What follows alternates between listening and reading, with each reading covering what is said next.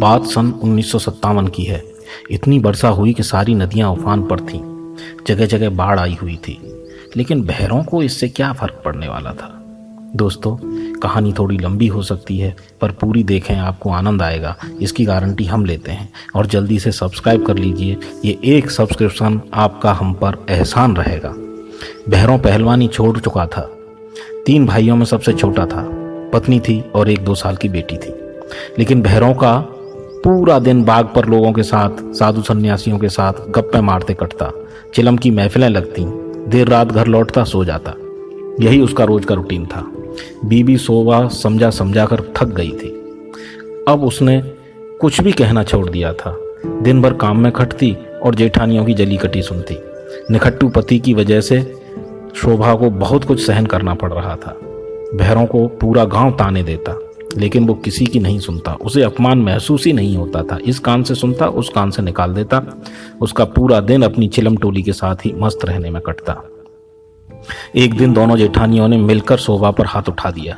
बड़ी जेठानी ने डंडा उठाकर सर पे मार दिया। खून की फुहार निकलने लगी। उसी दिन शोभा अपनी बेटी को लेकर मायके चली गई। पति से उसे कोई उम्मीद थी नहीं। बहरों को पता चला, वो बोला, खुद गई है तो खुद भी आ भी जाएगी, मैं नहीं जाऊंगा मनाने। 1 महीना ऐसे ही कट गया। लेकिन अब बहरों को बीबी और बेटी की याद आने लगी थी। कैसा भी इंसान हो, बीबी बच्चे उसकी जिंदगी का हिस्सा बन जाते हैं। उनके बिना जीना मुश्किल हो जाता है। एक दिन आओ देखा न ताव पहुंच गया ससुराल।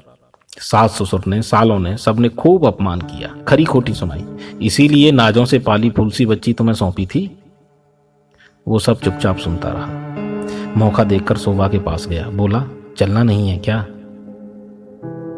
बोली,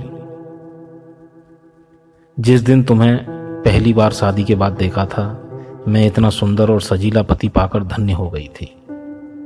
पर यह पता न था कि यह दिन भी देखना पड़ेगा। अब मुझे लेने उसी दिन आना जब हम माँ बेटी का पेट भरने लायक कमाने लगो। जिस दिन तुम हम माँ बेटी का पेट भरने लायक कमाने लगोगे, मैं किसी की नहीं सुनूंगी और तुम्हारे साथ चल दूंगी। अगर जमाना रोकेगा तो भी नहीं रुकूंगी। और इतना कहने के बाद 2 मोटे मोटे आंसू उसकी आंखों से टपक गए थे। बहरों सुन्न हो गया था। कुछ देर वहीं खड़ा रहा, फिर वहां से चल दिया। सीधा गांव पहुंचा। वहां एक दोस्त से कुछ रुपए उधार लिए, और उसने सुन रखा था कि गांव के एक सज्जन बंबई में रहते हैं। उनका एक होटल है। उनका पता किसी से लिया और बैठ गया बंबई की गाड़ी में।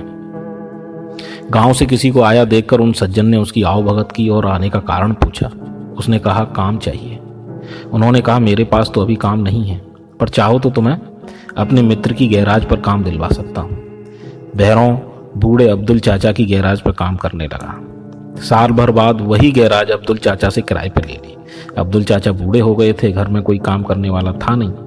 वो उसे बेचना चाहते थे। बहरों बोला, मुझे किराए पे दे दो। उन्होंने उसे किराए पे दे दी। वह गैराज चलाता और फिर उसने पुरानी कारों को खरीदने बेचने का काम भी शुरू कर दिया। अच्छा मुनाफा होने लगा। एक दिन उसके एक कस्टमर ने उसे अपनी ड्रम फैक्ट्री में हिस्सेदार होने का ऑफर दिया। बहरों को अच्छा लगा और वो अब ड्रम फैक्ट्री का आधे का मालिक बन गया था। कुछ दिन बाद 2 पेट्रोल पंप भी उसने खरीद दिए। उसे गांव से आए हुए 9 साल हो चुके थे। गांव में तो कुछ लोग ये भी कहते थे कि बहरों मर गया, भाग गया। कोई कहता साधु हो गया, कोई कहता सन्यासी हो गया। लेकिन बहरों तो अमीर आदमी बन गया था।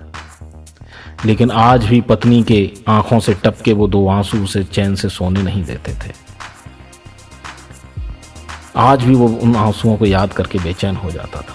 उसके पास एक शानदार घर था, एम्पाला कार थी। अब वो बहरों नहीं रहा था। अब वो बहरों से भैरव सेठ बन गया था। फिर एक दिन अचानक उसने एम्पाला कार ली और ससुराल पहुंच गया। लोग बहरों को देखकर सकते में आ गए। हीरे की अंगूठी, गले में मोटी सोने की चेन, जेबें नोटों से भरी हुई एम्पाला कार तो गांव वालों ने पहली बार देखी थी। दोस्तों, अभी 2-3 साल पहले बहरों का देहांत हो गया है। शोभा अभी जिंदा है। बेटी अमेरिका में शादी करके सेटल हो गई है। बेटा बाप के छोड़े हुए बिजनेस को संभाल रहा है। 2 आंसुओं ने भैरव को भैरव सेठ बना दिया था। दोस्तों, इंसान ठान ले तो वो कुछ भी कर सकता है। अब जल्दी से लाइक, शेयर और सब्सक्राइब भी कर दीजिए। आपका सब्सक्रिप्शन हमारे लिए बहुत कीमती है।